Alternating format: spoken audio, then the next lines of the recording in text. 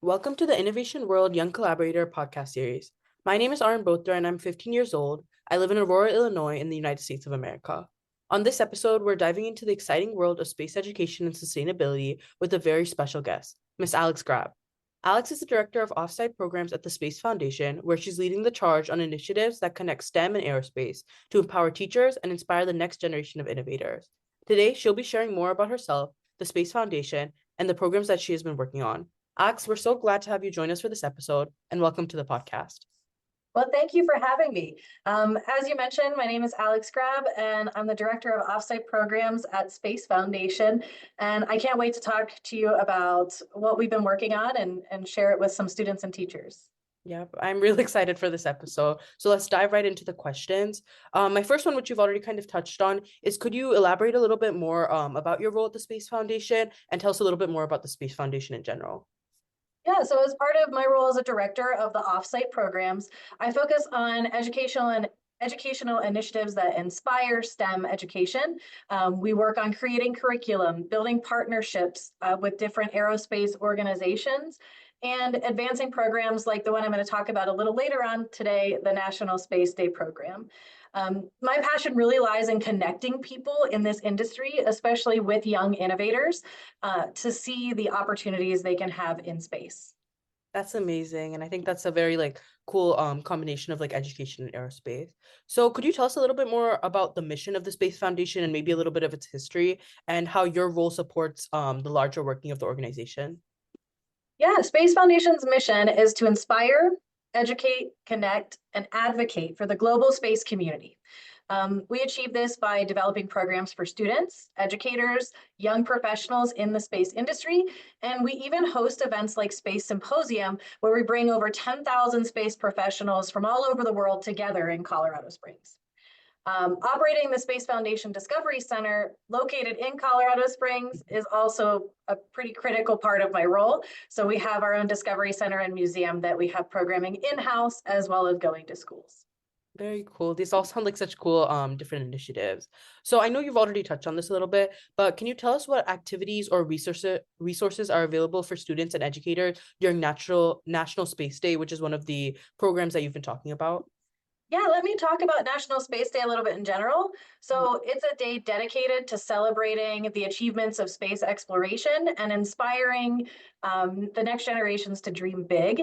It's a time for our students and educators, as well as the public, to engage with the possibilities of space through hands-on activities, resources, discussions.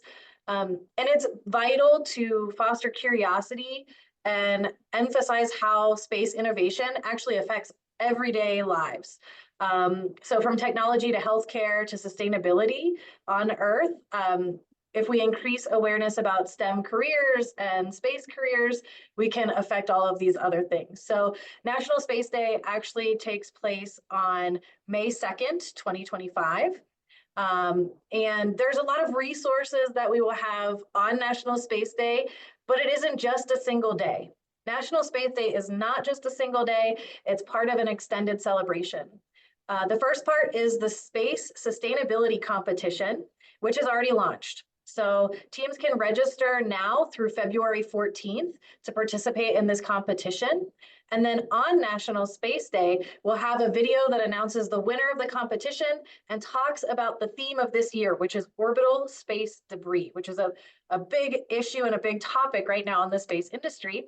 And then on May 3rd this year, we'll actually have an in-person celebration in Colorado Springs to celebrate the day. And we'll have astronaut meet and greets and industry specialists and activities. So we have a lot going on for National Space Day, and it's not just one day. Wow, that's amazing because there's all these different things and they all sound so cool. I know you just mentioned the national or the space sustainability competition. Could you tell us a little bit more about what teams do during that competition? I know you mentioned that the theme is like orbital debris, which I think is something really cool. Yeah, I'd love to talk about the space sustainability competition. This competition invites students to develop innovative solutions to address the growing issue of this year orbital space debris. Each year, we'll pick a topic about space sustainability and kind of focus the competition on that. But teams are going to be invited to think about long-term sustainability in space, and each team will come up with a solution to the theme of the year and submit a model for their proposed solution, a business plan, and they will also submit a pitch video to specialists and to our judges. I think this is great because it's a real world problem and we're involving industry and students together. So I know in the classroom, a lot of time you might have something that isn't really happening in your real life or you don't know how it affects you. And I think that's why this competition is so exciting, because students are actually helping us solve problems in the industry. Yeah, this competition sounds like a great way to kind of bridge the gap between like knowing about something and actually doing something to take a step forward and combat it. So, in your opinion, why is space sustainability such a critical issue for the future, and why should we be focusing on it as a society? Space sustainability and sustainability on our own planet Earth is critical. Um, Specifically, orbital space debris is critical because when we leave, what we leave in orbit could jeopardize the safety of future missions, satellite operations, and even life on Earth. We have a heavy reliance on space technology for communication, for navigation, our GPS, for weather forecasting and natural disaster forecasting. And addressing these issues not only is preventing the creation of new debris, but also tracking it, managing it, cleaning up the debris that's already in orbit. So it's about future missions in space, but also being sustainable right here on Earth and keeping our way of living sustainable here as well. That's a good point because I never realized that you also have to like track the debris and things like that. Thought it was more just about cleaning it up, but I also, yeah, that's a very good point to bring up. Yeah, And then I was also wondering, there's your other initiative, which is the Space Workforce for Tomorrow initiative. Could you tell us a little bit more about that one and how it helps build up a stronger space workforce? yeah, so Space Workforce for Tomorrow is a strategic partnership between Space Foundation and the Aerospace Corporation. It is what it started as. And it's all about equipping the next generation with skills and knowledge and opportunities needed to thrive in the space industry or STEM industries. So through educational programming, internships, strategic partnerships, we're trying to bridge the gap between the classroom learning and career readiness and helping make sure students are well prepared to contribute to space exploration, research, innovation. We actually collaborate with over 30 member companies that have pledged to lessen the STEM workforce gap. So together, we're creating these pathways for students and young professionals to enter into the space sector. And we're also addressing the growth demand for a diverse, skilled workforce because everybody has a place in the space industry, whether that's from an engineer, an astronaut, to a graphic designer, to a communicator. There's a place in the space industry for every single person. Yeah, that's very true. There's lots of different roles in a lot of different industries. That's very true. How each industry can have all of these different roles in it. I was wondering if you could elaborate maybe on some of your internship opportunities for anyone who's listening and is interested in those, if you Yeah, have. right now, Space Workforce for Tomorrow has an internship program with those 30 companies. We're working on a platform to get that out more now. Right now, each of those corporations are recruiting in their areas, and we're working on a platform to connect that. So I think in the next, coming months, there will be much more to share about it. That's a great opportunity. And I think everyone listening should definitely check up on that in a couple of months. So, also, in your opinion, how do you think the perspective of young innovators and students contributes to the space industry as a whole and the future of space exploration and sustainability? I think young innovators have this unique ability to bring a fresh perspective to challenges we face in space. And whether it's through developing new technologies or creating sustainable policies, or using art and storytelling to inspire others, their contributions are so important. Programs like ours are designed to give them a platform to turn their ideas into actionable solutions because it is fresh and new and innovative. So I think that that's a great place to be in. Yep, the voices of young innovators are very important. They're always bringing fresh perspectives, new ideas, and things that are very important to every industry in our society. So, for anyone listening and people in general, how can schools and organizations get involved with the National Space Day or the Space Sustainability Competition? I know you mentioned that the registration is open until February. Yeah, so the registration is going to be open until February 14th. We're inviting everyone to participate that's in seventh and eighth grade. So schools, after school programs, homeschool groups, or even if you and your friends want to get together and you love space, that's cool too. We have an opportunity to develop these innovative solutions and tackle challenges. To learn more about the competition or to register a team, you can visit swft.space/NSD. So that's Swift without the I, swft.space/NSD. And this is your chance to inspire, the next generation of innovators and make a tangible impact on the future of space exploration. So definitely check out the website, see if you want to register. We'd love to have you participate. Yeah, all of these programs sounds like great opportunity. So kudos to you for organizing all of this and working behind the scenes to make this all possible. I wanted to ask you what led you to work at the Space Foundation and how did you get involved in this kind of intersection between the space industry and the educational aspect of it all? That's a great question. And I think just like the space industry, there's not one pathway to get there. So I've always been passionate about education and I've always loved space. Even as a kid, I loved space. And I started my journey as a classroom teacher. I spent nearly a decade teaching in the classroom and writing STEM curriculum. And after that, I actually took my passion for STEM education on the road. I lived in my RV full time and traveled around the country teaching STEM education all over, I think about 19 states. Mhm. And when I arrived in Colorado, I discovered Space Foundation and I never looked back. The mission of this organization and its ability to connect people with the boundless opportunities of space, it just resonated with me. And this is where I found myself wanting to be. So working here has allowed me to combine my love for education and innovation to help others see themselves as essential to the space story. It's been a really amazing journey to be part of, and I'm proud to be part of such an inspiring community. Wow, that's very cool. The different stages of your like educational journey, they all sound very cool and very inspiring. So I was wondering if you had any advice for other aspiring educators or people who are looking to educate within the space industry. I think one of the biggest challenge has been helping students, especially those who don't see themselves as belonging in a STEM field or in the space industry. So many students start with this mindset that STEM careers aren't for them or they don't fit into the mold of a typical scientist or an engineer.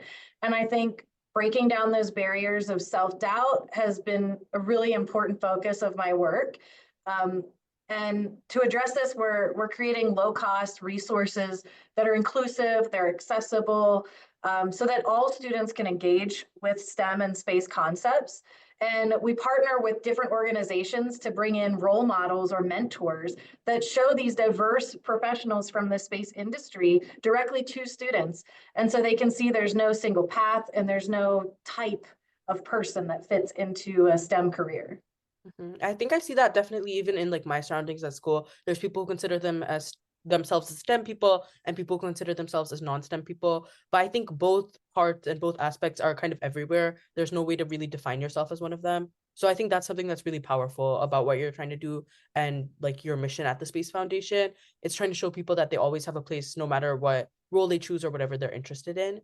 So kind of along those lines, what is some of the most or what is the most rewarding part of your work at the Space Foundation and any like personal stories you remember or have to share?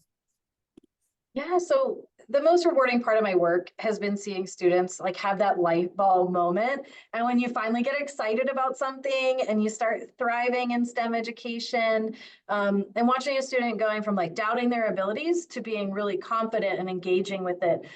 For example, the competition is one aspect of what I do. We have another program for high school students called the Junior Space Entrepreneur Program. And students work over a semester to develop a business and pitch their business to a real live Shark Tank panel. And so at the beginning of the semester, kids are really nervous and they're like, I don't know if I can do this.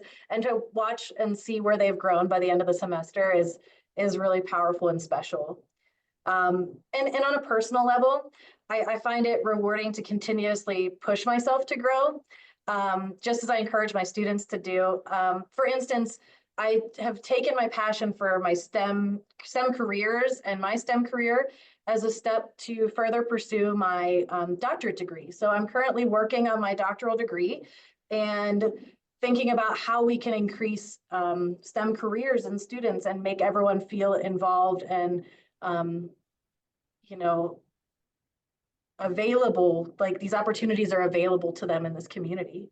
Um, but Space Foundation has given me so many opportunities.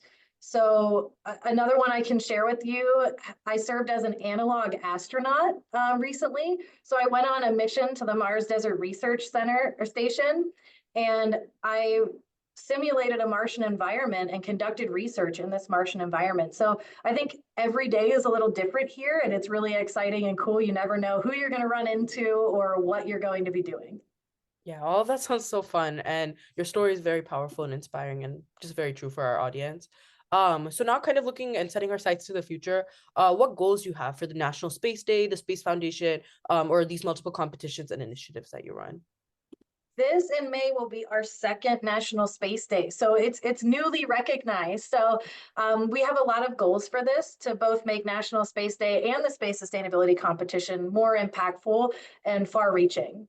The competition will feature a new theme each year, bringing fresh challenges and opportunities for students to engage with space sustainability. And we're also expanding our partnerships with industry experts to help mentor the participants and showcase winning ideas while providing valuable insights to STEM careers. So we want to get you in front of real STEM professionals. And then on actual National Space Day, when we have our celebration, we're envisioning it becoming a national-wide celebration with events, activities, workshops popping up all over the country. And if we can connect these communities with space professionals, we can make space exploration and sustainability more exciting and accessible for more people. Well, I wish you all the best in the future because that sounds like quite a bit to do, but I'm sure you guys will be able to achieve it and it'll come out great, increasing the Space Foundation's reach and also helping all of the people you impact. Well, I've had a great time learning about everything you do today. It's inspired me to take more of a look at like the different space in like the space industry around me and the different ways I could get involved in that. And I'm sure our audience has really enjoyed learning about your work. And I'm sure they'll definitely be checking out your website and the National Space Day and all the programs that come along with it. So thank you so much for sharing with us today. And everyone listening, you can learn more about this program and others by visiting this podcast description at innovationworld.org. Thank you for joining this episode of the Innovation World Young Collaborator podcast.